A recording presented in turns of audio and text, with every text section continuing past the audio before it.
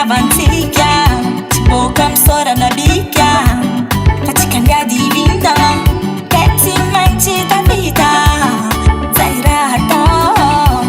e tsy maintsy roso zay tsy tia fokado fanao tiako zaho mitia tsisy ambadike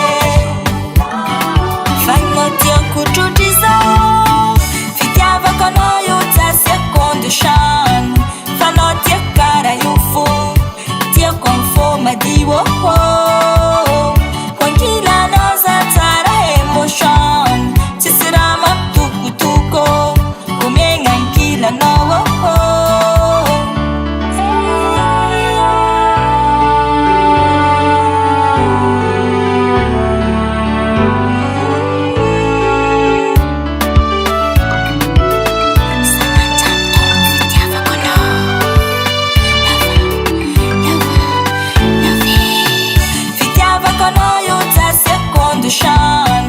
fanao tiako kara io fo